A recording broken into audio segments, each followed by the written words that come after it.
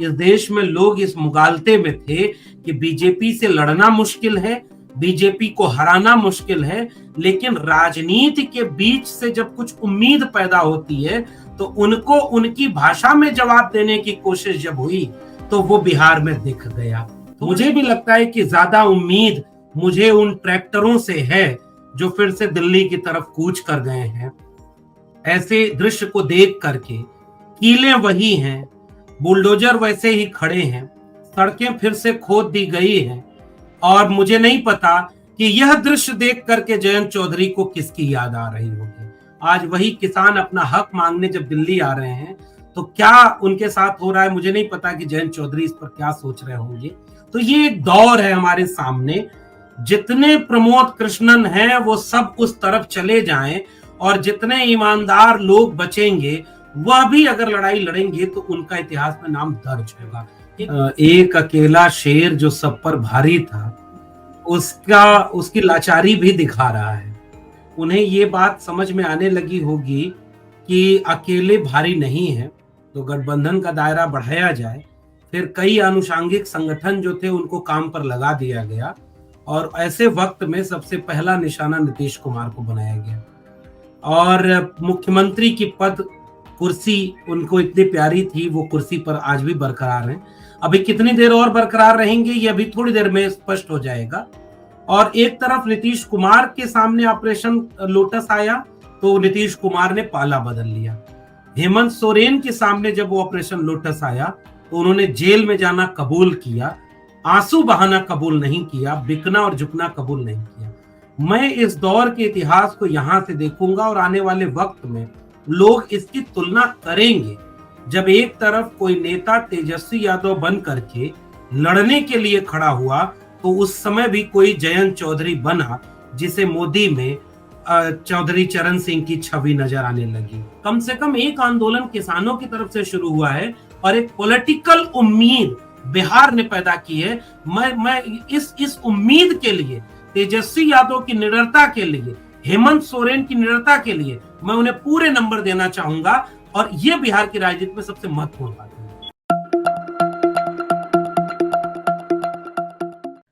लक्ष्मण यादव जी, जो बिहार में चल रहा है इसके राजनीति के अर्थ क्या निकाले जाएंगे?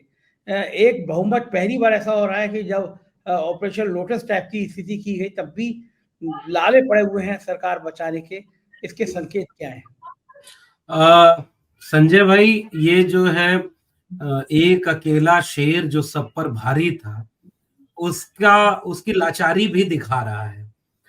22 जनवरी के पॉलिटिकल इवेंट के बाद उन्हें ये बात समझ में आने लगी होगी कि अकेले भारी नहीं है, तो गठबंधन का दायरा बढ़ाया जाए। फिर कई आनुषांगिक संगठन जो थे उनको काम पर लगा दिया गया और ऐसे वक्त में सबसे पहला निशाना नीतीश कुमार को बनाया गया और मुख्यमंत्री की पद कुर्सी उनको इतनी प्यारी थी, वो कुर्सी पर आज भी बरकरार हैं। अभी कितनी देर और बरकरार रहेंगे ये अभी थोड़ी देर में स्पष्ट हो जाएगा। और एक तरफ नीतीश कुमार के सामने ऑपरेशन लोटस आया तो नीतीश कुमार ने पाला बदल लिया। हेमंत सोरेन के सामने जब वो ऑपरेशन लोटस आया तो उन्होंने जेल में जाना कबूल किया, आंसू बहाना कबूल नहीं किया, बिकना और झुकना कबूल नहीं किया। मैं इस दौर के इतिहास को यहां से देखूंगा और आने वाले वक्त में लोग इसकी तुलना करेंगे। जब एक तरफ कोई नेता तेजस्वी यादव बन करके लड़ने के लिए खड़ा हुआ तो उस समय भी कोई जयंत चौधरी बना जिसे मोदी में चौधरी चरण सिंह की छवि नजर आने लगी। मुझे नहीं पता, अभी जब बात हो रही थी अखिल जी बोल रहे थे, मुझे भी लगता है कि ज्यादा उम्मीद मुझे उन ट्रैक्टरों से है जो फिर से दिल्ली की तरफ कूच कर गए हैं। ऐसे दृश्य को देख करके कीलें वही हैं, बुलडोजर वैसे ही खड़े हैं, सड़कें फिर से खोद दी गई हैं और मुझे नहीं पता कि यह दृश्य देख करके जयंत चौधरी को किसकी याद आ रही होगी। मुझे याद है कि चौधरी अजीत सिंह जब गुजरने को हुए और ये कहा जाता है उनके आसपास के लोगों के द्वारा कि जब वो जाने लगे तो उन्होंने कहा कि मेरे बाद किसानों का ख्याल रखना, उनके पास न दवाई है न सुनवाई है। आज वही किसान अपना हक मांगने जब दिल्ली आ रहे हैं तो क्या उनके साथ हो रहा है, मुझे नहीं पता कि जयंत चौधरी इस पर क्या सोच रहे होंगे। तो ये एक दौर है हमारे सामने, जितने प्रमोद कृष्णन हैं वो सब उस तरफ चले जाएं और जितने ईमानदार लोग बचेंगे वह भी अगर लड़ाई लड़ेंगे तो उनका इतिहास में नाम दर्ज होगा। एक तो विस्तृत पहलू ये है, बड़ा बड़ा फलक ये है। तो ऑपरेशन कमल कई तरह से काम कर रहा था, लेकिन चूंकि बिहार है तो वहां थोड़ा ऑपरेशन लोटस के सामने ऑपरेशन लालटेन भी आ गया। अब एक बात इसको समझा जाए कि सबसे ज्यादा इस चक्रव्यूह में कोई फंसा तो वो नीतीश कुमार है। अभी मैं सुन रहा था अभिषेक जी को, जो 4 PM बिहार से हैं, उन्होंने बिल्कुल ठीक कहा कि अब सब कुछ दांव पर अगर किसी का लग गया है तो वो नीतीश कुमार का है। अब क्या होगा संजय भैया, इसमें थोड़ी देर में पता चलेगा कि किसकी सरकार गिर रही, किसकी बच रही है। लेकिन मेरा मानना यह है कि बीजेपी खुद नहीं चाहती कि नीतीश कुमार की सरकार बच जाए। वो खुद नहीं चाहते कि ये बोझा बहुत दूर तक ढोया जाए। वो खुद चाहते हैं कि कब तक हम डिप्टी सीएम से काम चलाएंगे। एक तो ये दृश्य सामने दिखेगा।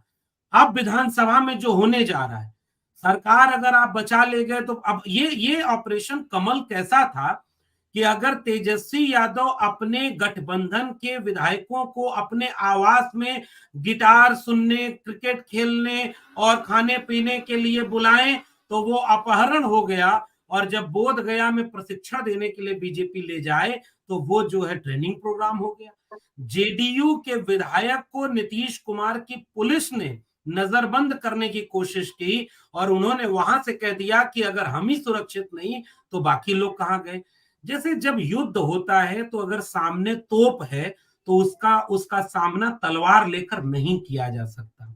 बहुत लंबे समय तक इस देश में लोग इस मुगालते में थे कि बीजेपी से लड़ना मुश्किल है, बीजेपी को हराना मुश्किल है, लेकिन राजनीति के बीच से जब कुछ उम्मीद पैदा होती है तो उनको उनकी भाषा में जवाब देने की कोशिश जब हुई तो वो बिहार में दिख गया। थोड़ी सी लहजा बदला उन्होंने। अब मैं संजय भैया देखिए जो होगा इस पर तो हम थोड़ी देर बाद बात करेंगे जब क्लियर हो जाए, लेकिन जो पिछले 24 घंटे में हुआ क्यों ना पहले उसकी बात कर ली जाए। 128 विधायकों का समर्थन आपके पास था, मुख्यमंत्री आप हैं, प्रधानमंत्री आपके साथ हैं, चाणक्य वाले गृह मंत्री आपके खेमे में हैं, बिहार की पुलिस आपके पास है, ईडी आपके पास है। सब कुछ रहने के बाद रात भर नींद ना आए, पुलिस 3-3 बार तेजस्वी यादव के घर जाए, इसका मतलब क्या है? इसका मतलब यह है कि आप सब एक तरफ थे, फिर भी कुछ लोग हैं, मैं इनको दोनों तरफ से देखूंगा। बिहार में अगर जाति जनगणना हुई, 1 साल में 5 लाख लोगों को नौकरी दी गई, पर्यटन उद्योग बढ़ा, स्वास्थ्य में हॉस्पिटलों में सुधार हुआ, तो इसकी क्रेडिट तो तेजस्वी यादव और नीतीश कुमार दोनों के खेमे में थी। लेकिन ऐसा क्या हुआ कि अब इसकी क्रेडिट कही जा रही है कि भाई तेजस्वी थे तो नौकरी मिली, उसके बाद तो शिक्षक आंदोलन करने गए। तो इस एक ऐतिहासिक मौका नीतीश कुमार के हाथ में था जब वो देश के लोगों को एकजुट करके प्रधानमंत्री पद के दावेदारों में सबसे ऊपर शामिल थे। ये मौका नीतीश कुमार ने हाथ से गंवा दिया। तेजस्वी यादव को जो मौका मिला उन्होंने तो अपनी छवि को मजबूत कर लिया। अब होगा क्या संजय भैया, अगर ये सरकार बच भी गई तो कितनी देर बचेगी? अभिषेक जी ने बिल्कुल ठीक कहा, ये सरकार ज्यादा देर तक नहीं चलाएगी। बीजेपी बीजेपी चाहेगी या तो देखिए ये यहाँ पर हंगामा भी होने लगा है और ये प्रदर्शन हो रहा है। आरजेडी के कार्यकर्ता लगातार हंगामा विरोध प्रदर्शन करना शुरू हो गया है, उनका हंगामा चल रहा है। ये वहाँ पे तस्वीरें, सीधे तस्वीरें बिहार से हम आपको दिखा रहे हैं। बिल्कुल। और ये तो रात में भी हुआ। रात में जब कई 100 लोग, पुलिस जब आई पकड़ने, पुलिस कह रही है कि इनका अपहरण हुआ है, वही आदमी कह रहा नहीं मेरा अपहरण नहीं हुआ है। कहा नहीं आपके खिलाफ एक, आपके लिए एक नोटिस आ गई, हमने मुकदमा दर्ज कर लिया, हम आपको छुड़ाने आए हैं। ये हाल है। आप अगर मुकदमा दर्ज कराने जाइए तो पुलिस इतना जल्दी मुकदमा ही नहीं दर्ज करती, और यहाँ मुकदमा भी दर्ज हो जा रहा है, पुलिस छुड़ाने चली जा रही है। और वो लोग नारा लगा रहे थे कि भाई ये रात में 2 बजे पुलिस भेजने का क्या मतलब है? अच्छा, ये क्या राजनीति में ये पहली बार हुआ था कि लोग अपने विधायकों को बचाते हैं? क्या बोध गया क्या करने ले गए थे? बोध गया टूर कराने ले गए थे? ये तो सबसे सवाल होगा। और उसके बाद भी आपके यहाँ से कुछ लोगों का फोन नॉट रीचेबल जा रहा है। मैं ये बात कह रहा हूं कि जीतन राम मांझी या तेजस्वी या इनकी राजनीति तो अपने ढंग से है। जिस प्रदेश में सबसे बड़े आदर्श नीतीश कुमार हो तो जीतन राम मांझी भी तो कैलकुलेट करेंगे कि 1 रोटी मिली थी, 2 मिलेगी, 3 मिलेगी, मैं उधर जाऊंगा। लेकिन अभी कितनी रोटी मिलेगी ये अभी देखने वाला वक्त है।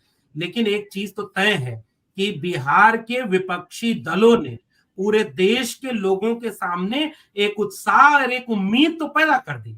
जिस उम्मीद और उत्साह को नीतीश कुमार ने खत्म कर दिया था, जिस उत्साह और उम्मीद को ममता बनर्जी ने खत्म कर दिया था, जिस उम्मीद और उत्साह को जयंत चौधरी ने तोड़ दिया, वहां से कुछ तो सुगबुगाहट शुरू हुई। एक उम्मीद है, पॉलिटिकल उम्मीद है, और उससे ज्यादा बड़ी उम्मीद मैं कह रहा हूं दिल्ली के चार दीवारी के आसपास गूंज रही है।